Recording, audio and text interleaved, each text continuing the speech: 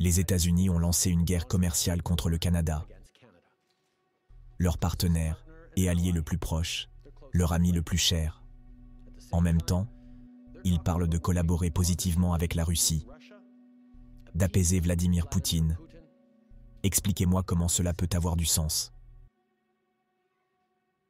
Les Canadiens sont raisonnables et polis, mais nous ne reculerons pas devant un combat, surtout quand notre pays et le bien-être de chacun sont en jeu.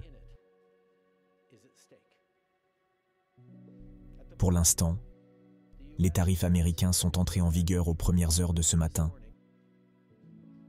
tout comme la réponse canadienne. Le Canada va instaurer des tarifs de 25% sur 155 milliards de dollars de marchandises américaines, en commençant par des tarifs immédiats sur 30 milliards de dollars de produits, puis en appliquant des tarifs sur les 125 milliards de dollars restants dans 21 jours. Aujourd'hui, nous allons également contester ces actions illégales en déposant des réclamations de règlement des différends auprès de l'Organisation mondiale du commerce et via l'USMCA.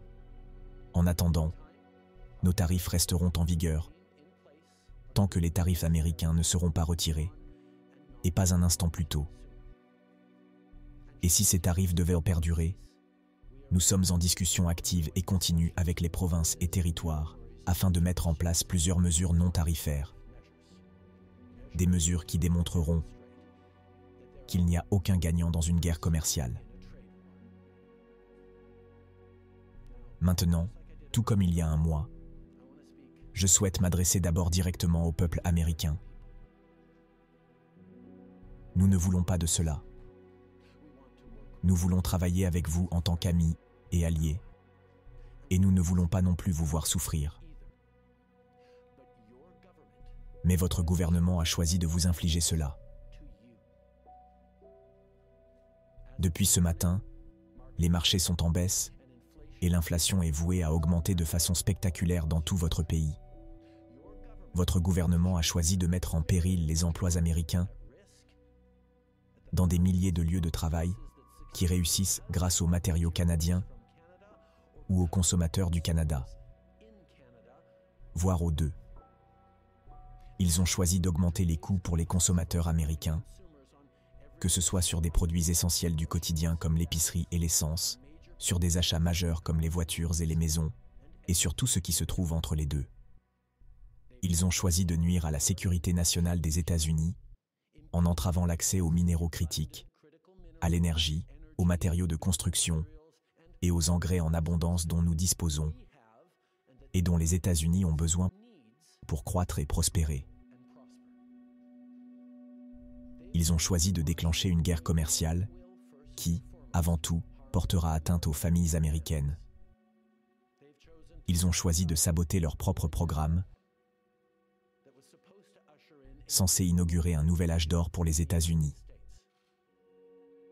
Et ils ont choisi de compromettre l'incroyable travail que nous avons réalisé ensemble pour lutter contre le fléau qu'est le fentanyl, une drogue qui doit être effacée de la surface de la Terre. À ce sujet, permettez-moi d'être parfaitement clair. Il n'existe absolument aucune justification ni nécessité pour ces tarifs aujourd'hui. Le prétexte juridique que votre gouvernement utilise pour instaurer ces tarifs est que le Canada serait apparemment réticent à aider dans la lutte contre le fentanyl illégal. Eh bien, c'est totalement faux. Examinons les faits. Notre frontière est déjà sûre et sécurisée. Bien moins de 1% des flux de fentanyl et moins de 1% des traversées illégales vers les États-Unis proviennent du Canada. Mais nous avons agi parce que nous savons que nous pouvons toujours faire mieux.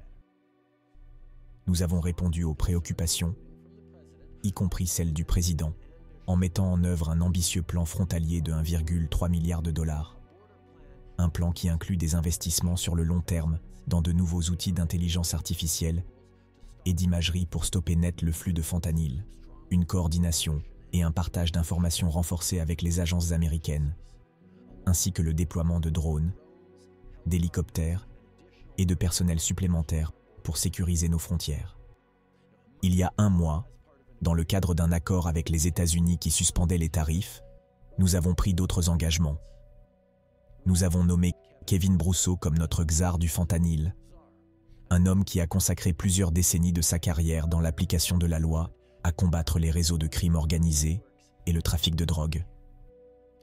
Nous avons désigné 7 cartels de la drogue, des groupes malades et maléfiques qui profitent cyniquement de la douleur et de la souffrance des personnes des deux côtés de la frontière, comme étant les organisations terroristes qu'ils sont. Et rien qu'hier, nous avons lancé un nouveau partenariat opérationnel conjoint, soutenu par un investissement de 200 millions de dollars, entre les agences de sécurité et d'application de la loi du Canada. Un partenariat qui renforcera la coordination de l'information et du renseignement afin de déjouer les gangs criminels impliqués dans le trafic illégal de fentanyl. Et, ce qui est crucial, nos actions portent leurs fruits. Comme l'ont reconnu récemment les services douaniers et de protection des frontières des États-Unis, il y a eu une baisse de 97% des saisies de fentanyl en janvier par rapport à décembre, avec un niveau quasi nul. Moins d'une demi-once saisie en janvier, malgré toutes les mesures supplémentaires que nous avons prises aux frontières.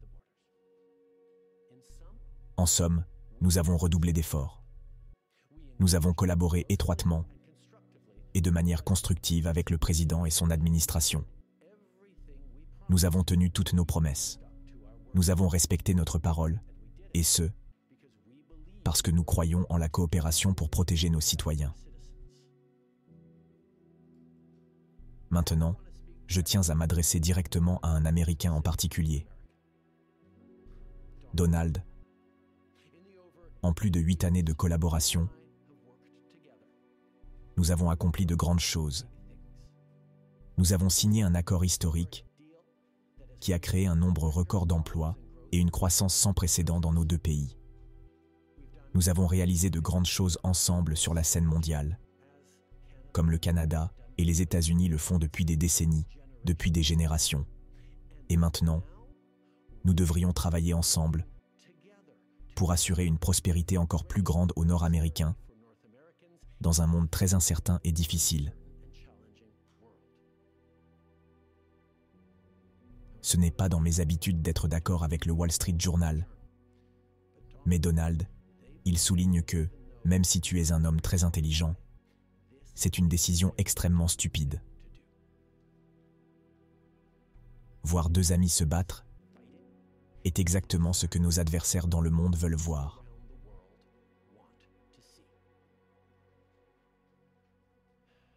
Et maintenant, à mes compatriotes canadiens, je ne vais pas édulcorer les choses. Ce sera difficile, même si nous allons tous nous unir, car c'est ce que nous faisons. Nous utiliserons tous les moyens à notre disposition pour que les travailleurs et les entreprises canadiens puissent traverser cette tempête. Qu'il s'agisse d'élargir les prestations d'assurance emploi et de les rendre plus flexibles, ou de fournir un soutien direct aux entreprises, nous serons là, selon les besoins, pour aider. Mais, Canada, ne vous méprenez pas. Peu importe combien de temps cela durera, peu importe le coût, le gouvernement fédéral et les autres niveaux de gouvernement seront là pour vous. Nous défendrons les emplois canadiens. Nous prendrons des mesures pour prévenir les comportements prédateurs qui menacent les entreprises canadiennes en raison des répercussions de cette guerre commerciale, les rendant vulnérables aux acquisitions. Nous nous battrons sans relâche pour protéger notre économie. Nous défendrons les Canadiens chaque seconde de chaque jour, car ce pays mérite qu'on se batte pour lui.